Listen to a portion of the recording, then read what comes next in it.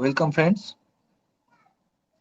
এই ভিডিও সিরিজটির মাধ্যমে আমরা প্রিভিয়াস যে অ্যানালিসিস গুলো করেছিলাম প্রত্যেকটা ট্রেডিং সেশনের পরে, মানে এন্ড অফ ডে অ্যানালিসিস গুলো 21 থেকে 27 তারিখের মধ্যে, সেই স্টক গুলোর এই মুহূর্তে কি কি অবস্থান রয়েছে সেগুলো নিয়ে আমরা আলোচনা করব। ওকে, তো এখানে অলরেডি আমি লিস্ট করে রেখেছি যে স্টক গুলো নিয়ে প্রত্যেকটা ট্রেডিং ডেতে আমাদের আলোচনা হয়েছিল। ডে ওয়াইজ এগুলো সব আমি পুট করে রেখেছি। তো প্রথম থেকে একদম এক এক করে শুরু করব। লাস্ট আলোচনা হবে 27 তারিখ পর্যন্ত। এবার নেক্সট উইকে যখন আবার ভিডিও আসবে তখন আবার ফার্দার অ্যানালিসিস গুলো করবো আমরা। ওকে, তো সবার প্রথমে আমাদের অতুল ইন্ডাস্ট্রিজ নিয়ে আলোচনা হয়েছিল 21 তারিখের এই 5টা স্টক প্রথমে আমরা দেখিয়ে নিই। অতুল ইন্ডাস্ট্রিজ, তো অতুল ইন্ডাস্ট্রিজে আমরা ডিসকাস করেছিলাম, আলোচনা করেছিলাম যে এখানে ব্রেকআউট তো চলে এসেছে, কিন্তু আমরা কুইকলি এখনই জাম্প ইন করবো না, আমাদের একটু ওয়েট করতে হবে। কেন? কারণ ব্রেকআউট ক্যান্ডেলের যে ডেজ হাই, তার উপরে যতক্ষণ না ট্রেড করছে ততক্ষণ তো আমাদের এন্ট্রি সিগন্যাল জেনারেট হয় না। এবং সেই ব্রেকআউট ক্যান্ডেলের কাছাকাছি একটা ওভারহেড রেজিস্ট্যান্সও ছিল। তাহলে ওভারহেড রেজিস্ট্যান্স থাকার জন্য যদি যতক্ষণ না পর্যন্ত এই রেজিস্ট্যান্স জোন ভেঙে বেরোচ্ছে ততক্ষণ পর্যন্ত আমরা কোন রকম ট্রেড এন্ট্রি সিগন্যাল পাবো না, বা আমাদের জন্য ভ্যালিড সিগন্যাল নয়। তো এখনো পর্যন্ত আমরা দেখতে পাচ্ছি সেই ব্রেকআউট ক্যান্ডেল, মানে 21শে জুলাই 2023 যে ব্রেকআউট ক্যান্ডেলটা আমরা দেখতে পেয়েছিলাম, যে ব্রেকআউটটি দেখতে পেয়েছিলাম, তার হাইয়ের উপরে তো ট্রেড করেইনি। ওকে, এবং প্রিভিয়াস ওভারহেড যে রেজিস্ট্যান্স সেটাও ব্রিচ করতে এখনো পর্যন্ত পারেনি। অবশ্যই যদি হাই ব্রিচ না করতে পারে তাহলে তো প্রিভিয়াস রেজিস্ট্যান্স ব্রিচ করার কোনো কথাই নেই। তাহলে এই মুহূর্তে আমাদের কি করণীয়? এবার একবার একটু আমাদের ভাবতে হবে, একটু রিথিঙ্ক করতে হবে এই ছোট ছোট ব্যাপারগুলো নিয়ে। কি যে এইখানে এই ব্রেকআউটটা দেখেই এরকম অনেক ট্রেডার থাকবেন না যারা কুইকলি জাম্পিং করেছেন? থাকবেন না? থাকবেন না? আপনাদের কি মনে হয়? ওকে, একটু অবশ্যই জানান আপনারা কমেন্ট বক্সে। তো এটা একটু রিথিঙ্ক করতে হবে যে এই ব্রেকআউট দেখে অনেকেই জাম্পিং করেছে।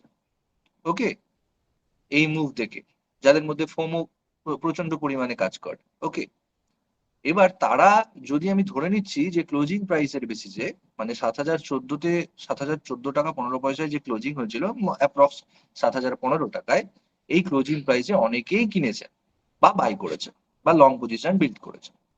এবং তারপর থেকে কন্টিনিউয়াস ডাউনফল, মোটামুটি 1 2 3 4টে ট্রেডিং সেশন, এবং অবশেষে একটা গ্রিন ক্যান্ডেল দেখতে পাচ্ছি। কোথায়? এই যে ব্রেকআউটটা যদি ভ্যালিডেশন হতো, তাহলে যে সেটার যে স্টপ লস, যে সুইং লো, সেইখানে এসে একটা গ্রিন ক্যান্ডেল তৈরি করেছে, একটা বুলিশ ক্যান্ডেল তৈরি করেছে। তো এখান থেকে আমরা কি করতে পারি? এখান থেকে আমরা এবার একটু শর্টার টাইম ফ্রেমে শিফট করতে পারি।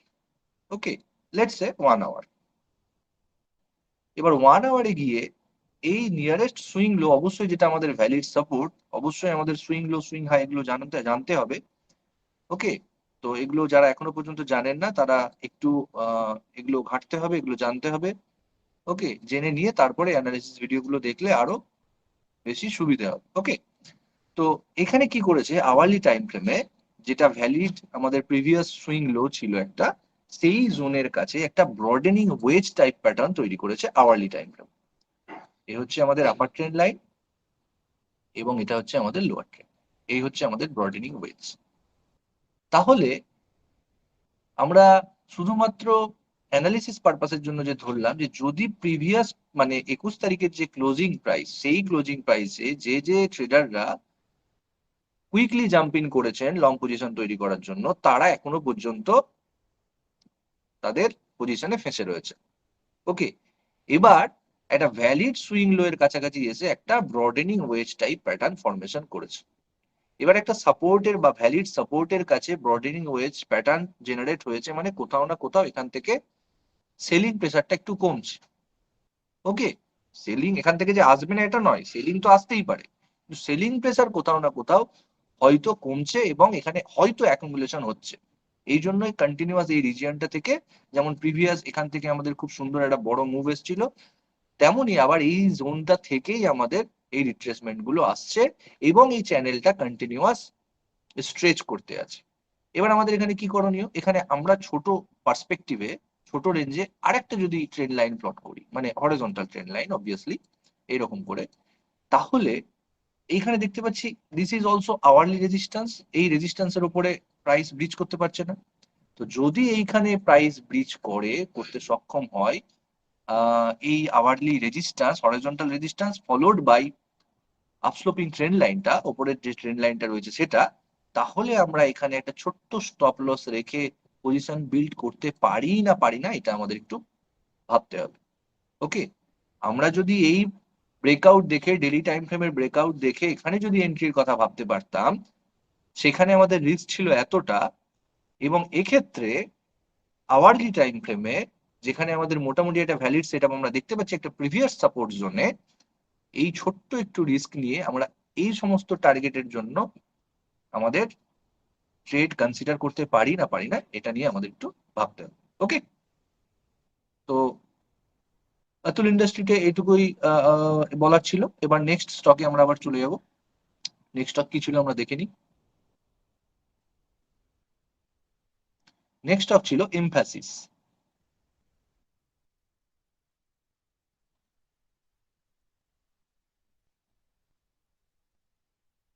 এমফ্যাসিস এমফ্যাসিস অবশ্যই এই অ্যানালিসিসটা আমরা করেছিলাম যে এখানে একটা ভ্যালিড ব্রেকআউট ছিল, কিন্তু এখানে এটুকুও বলা ছিল যে অ্যাকচুয়াল ব্রেকআউটটা এই দিনে হয়েছিল 20 তারিখে, 20 জুলাই 2023। আমরা এটাকে আইডেন্টিফাই করেছিলাম 21 জুলাইতে। তো আমরা সেখানে এটা আলোচনা করেছিলাম যে যতক্ষণ না এর হাই ব্রিচ হচ্ছে ততক্ষণ পর্যন্ত আমাদের কাছে তো কোনো ট্রেডই নেই, কোনো ট্রেড সিগন্যাল জেনারেট হচ্ছে না। এবার আবার সেই যে এই হাইটা ব্রিচ না করার পরে একটা রিট্রেসমেন্ট, এবার আমরা আবার এখানে আওয়ারলি টাইম ফ্রেমে শিফট হতে পারি। এখানে আওয়ারলি টাইম ফ্রেমে শিফট হয়ে আমরা কি দেখতে পাচ্ছি যে এখানে একটা আওয়ারলি যে সাপোর্ট সেটা কিন্তু ব্রিচ আউট হয়েছে। এবার উপরের দিক থেকে যদি আরো একটা ট্রেন্ড লাইন টানা যায় তাহলে একটা এই ডিসেন্ডিং ট্রায়াঙ্গেল চ্যানেলের ব্রেকআউট আমাদের হয়েছে, descending triangle chart pattern breakout হয়েছে, মানে সরি ডাউনওয়ার্ড ব্রেকআউট হয়েছে। ওকে, এবার ডাউনওয়ার্ড ব্রেকআউট হওয়ার পরে আবার ফার্দার রিট্রেসমেন্টও দেখতে পাওয়া যাচ্ছে। এবার যতক্ষণ না এই লো, মানে এই আওয়ারলি ক্যান্ডেলের যে এই লো, মানে প্রিভিয়াস ডেজ লো যতক্ষণ না ব্রিচ করছে ততক্ষণ পর্যন্ত এই যে ছোট টাইম ফ্রেমের আমাদের ট্রেন্ড রিভার্সালের সাইনটা দেখাচ্ছে, এটা কিন্তু আমাদের জন্য ভ্যালিড হবে না। ওকে, আর যদি এটা ভ্যালিড হয় তাহলে মোস্ট প্রবাবলি আমরা এই স্টকটিকে আপাতত শর্টার টাইম ফ্রেম বা স্বল্প মেয়াদী সময়ের জন্য আমরা এই যে সাপোর্ট জোনটা, এটা এখন আমাদের কাছে সাপোর্ট জোন, অবশ্যই এই সাপোর্ট জোনটা আমরা দেখতে পারি। ওকে, আর যদি এর ওপর থেকে উপরের দিকে ঘুরে চলে যায়, ধরে নেওয়া গেল যে এখান থেকে আর নিচে রিট্রেসমেন্ট হলোই না, এখান থেকে ফার্দার মুভ দিয়ে ওপরে ব্রেকআউট চলে এলো, তাহলে আবার এই শর্টার টাইম ফ্রেমের যে আমাদের প্যাটার্ন সেটা কিন্তু ইনভ্যালিড হয়ে যাবে। তখন আমরা মোস্ট প্রবাবলি এই হাইটাকে ব্রিচিং এর অপেক্ষায় থাকবো। আমরা এন্ট্রি কিন্তু তখন করব না, অবশ্যই এই ব্রিচিং এর উপরে আমরা, বা এই যে হাই, এই হাইটা যতক্ষণ না ব্রিচ হচ্ছে অন্তত ছোট টাইম ফ্রেমে, ততক্ষণ আমরা কোনো রকম এন্ট্রি প্ল্যান করব না। ওকে,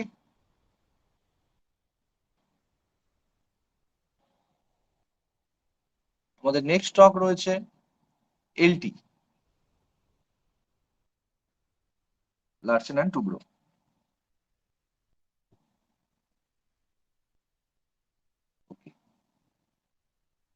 লার্সেন অ্যান্ড টুব্রোতে এই ব্রেকআউটটা নিয়ে আলোচনা করা হয়েছিল, এর হাইটা ব্রিচ হয়েছিল অবশ্যই। এবার এখানে আমরা একটু শর্টার টাইম ফ্রেমে দেখবো, আওয়ারলি বা 15 মিনিটস। তো যারা নতুন শুরু করছেন তাদের জন্য আওয়ারলি টাইম ফ্রেম, যারা একটু এক্সপেরিয়েন্স তারা 15 মিনিট ফলো করতে পারেন এই রুলসটা। যে এই যে হাইয়ের উপরে ট্রেড করা বলতে কি বোঝায়, হাইয়ের উপরে ট্রেড করা বলতে এটাই বোঝায় যে অন্তত 15 বা আওয়ারলি টাইম ফ্রেমে, ডেলি টাইম ফ্রেমে অ্যানালিসিস করার পর বা ডেলি টাইম ফ্রেমে ব্রেকআউট অ্যানালিসিস বা আইডেন্টিফাই করার পর এই যে ব্রেকআউট ডেজ এর যে হাই, তার উপরে অন্তত ছোট টাইম ফ্রেমে 15 মিনিট বা আওয়ারলি টাইম ফ্রেমে আমাদের কি করতে হবে, যে প্রাইসকে সাস্টেন করতে দিতে হবে, তাহলে আমরা সেটাকে ভ্যালিড ব্রেকআউট বলে ধরে নিতে পারি। ওকে, এবার এখানে আবার অনেক রকম কোয়ারি আসবে, দেখো ছোট ছোট সমস্ত পয়েন্ট নিয়ে আলোচনা করা হচ্ছে। ওকে, এগুলো আমাদের মাথায় রাখতে হবে, কিন্তু এই জিনিসগুলো অবশ্যই মাথায় রাখতে হবে যে ক্লোজিং তো এলো, সেখানে একটা শুটিং স্টার টাইপ এলো, তাহলে কি আমরা কি ডিসিশন নেব? ক্লোজিং তো এলো কিন্তু সেখানে একটা ইনডিসাইসিভ ক্যান্ডেল এলো, যেমন এইখানটা এসেছিল, তাহলে আমাদের সেখানে, কারণ আমরা যখন দেখছি ক্লোজিং এর অপেক্ষা করছি, তখন আমরা পরের ঘটনা তো জানি না। এখন তো খুব ইজি বলা যে এর উপরে সাস্টেন করে গেছে, কিন্তু যখন এর উপরে জাস্ট সাস্টেন করলো এই একটা ইনডিসাইসিভ ক্যান্ডেল দিয়ে আওয়ারলি টাইম ফ্রেমে, তখন আমাদের ডিসিশনটা কি হওয়া উচিত? এগুলোর জন্য কিন্তু আমাদের ক্যান্ডেল স্টিকের বেসিক্স গুলো পড়তে হবে। ওকে, সবকিছু একটা ভিডিওর মধ্যে কমপ্লিট করতে পারা সম্ভব নয়। ঠিক আছে, সেক্ষেত্রে মানে 4-5 ঘন্টার ভিডিও হতে পারে, ওই জন্য এগুলো কিন্তু নিজেদের একটু খাটতে হবে, যারা একটু সিরিয়াস তাদেরকে পড়াশোনা করতে হবে। ওকে, তো আমরা রাফলি ধরে নিচ্ছি যে ক্লোজিং টাইম, ওকে, যে যে যে কোনো ক্যান্ডেল, যেমন ধরনেরই ক্যান্ডেল হোক না কেন, whether it is bullish or bearish or indecisive candle, will consider it as a hour breakout signal has validated. Okay, তাহলে আমরা এবার এটাকে দেখে নিয়েছি যে এটা ভ্যালিড হয়ে গেছে। অবশ্যই যদি আমরা এগুলো প্রাইসে মানে 2595 থেকে 2600-র মধ্যে এন্ট্রি করতে পারি, তাহলে আমরা ডিসেন্ট প্রফিটে রয়েছি। এবার তাহলে আমাদের এখানে কি করণীয়? আমাদের প্রিভিয়াসলি স্টপ লস বলা হয়েছিল যতদূর আমার মনে পড়ছে, এই জোনটা অথবা এই এই এই জোনটা, এটা কনজারভেটিভ স্টপ লস যতদূর সম্ভব বলা হয়েছিল। তো এখন আমরা কি করতে পারি? আমরা একটু স্টপ লসটাকে ট্রেল করতে পারি। এবার স্টপ লসটাকে ট্রেল করব কি করে? এই স্টপ লসটা এখন আমরা এই গ্যাপটাকে রাখবো, কারণ উপরের দিকে আমরা মুভমেন্ট দেখতে পেয়েছি, তাহলে কোনো কারণ নেই এখানে আর স্টপ লসটাকে নিচে ফেলে রাখার। তো অবশ্যই আমাদের স্টপ লস এখন ট্রেল করতে হবে। আর সমস্ত স্টপ লস হবে কিন্তু আমাদের এন্ড অফ ডে ক্লোজিং বেসিসে। ওকে, ইন্ট্রাডে স্টপ লস নয়। কেমন? তাহলে এটাকে আমরা এখন স্টপ লস ট্রেল করবো, এবং আমি এখানে লিখেও দিচ্ছি যে this will be hour TSL.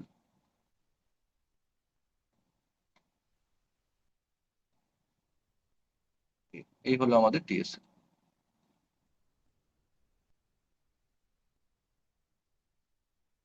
আমাদের এখন আর দরকার নেই।